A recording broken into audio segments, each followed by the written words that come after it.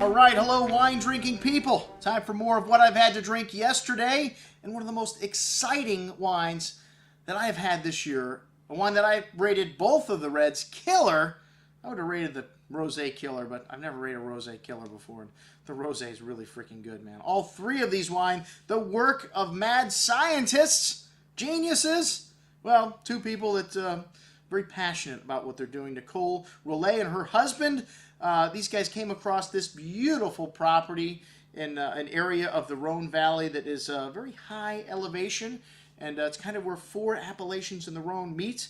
And they've got some terroir here that's similar to the Northern Rhone, some stuff that's similar to the Southern Rhone, and like I said, just an exciting property, an incredible label. I mean, everything about this wine to me is a home run. And like I said, Nicole was, I mean, just a wealth of information about the vineyard, about what they've done to the winery, and you could just see the passion in her eyes about what she's created, her magnum opus here with this Chene Bleu. The blue tree. The winery is named after a freaking tree in the middle of the vineyard, but still, it's kind of cool because they painted it blue with copper sulfide, and it's one of these art deco kind of things. And but the label itself displays all of the different wildlife on the property. It's a really incredibly detailed label, and then they give you a lot of great information on the back label as well. These guys biodynamically farmed, of course. You know, they do everything to protect the environment there. And well, Grenache and Syrah definitely the key in the Rhone Valley to these wines. A little bit of Cinsault also in the rosé, but just incredible wines. And we brought everything into the store immediately. And the rosé, Creste is the name of the area in the Ventoux. And Nicole and her husband are the winemakers. Philippe Camby is actually helping them here. He's the consultant. She went to UC Davis, was from the financial world, and her husband was in the wine industry. I don't know in what capacity, but this property is truly amazing. Their first vintage was 2006. And the rosé, she said, even the rosé ages incredibly well, which I would have to believe that after this wine was opened up in the glass for a while, it just continued to evolve. 60% Grenache, 30% Syrah, 5% Cinsault. That doesn't add up to 100, but hell, located just above Gigondas is the same latitude as Châteauneuf-du-Pape.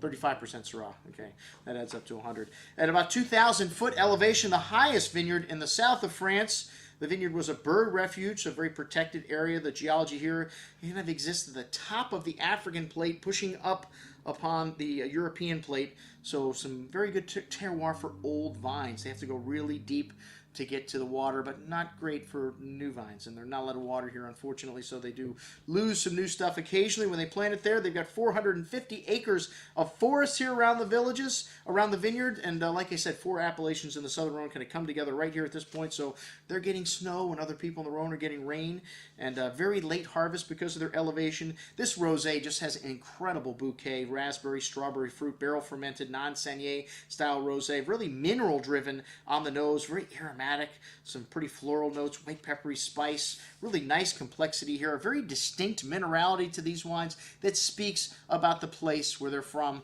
Wonderful balance in the finish in this wine, red fruit and zesty minerality laced to the end.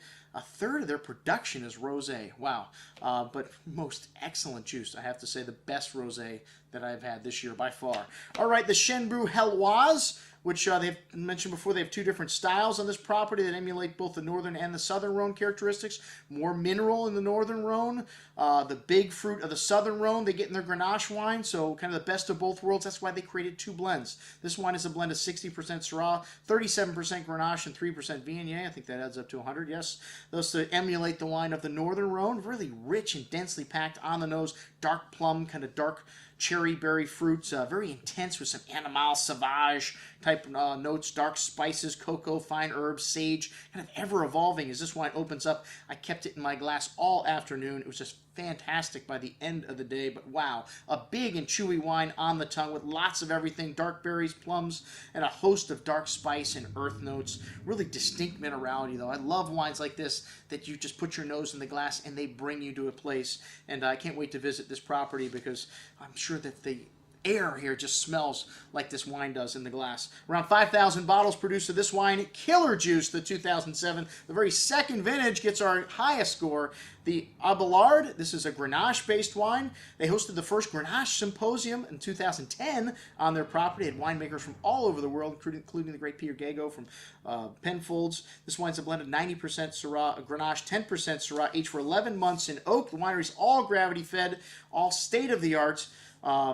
This is just a current release. They just released this wine recently. They wanted to keep it back until they felt like people would be able to see what the wine was turning into, and they felt like it needed a little age. And definitely, this is a wine that, like I said, needs all day to open up. Really complex bouquet here. Chene means oak. Chene Bleu, as I mentioned before, the oak tree, and it simulates the oak tree on the middle of the label there, the one on their property.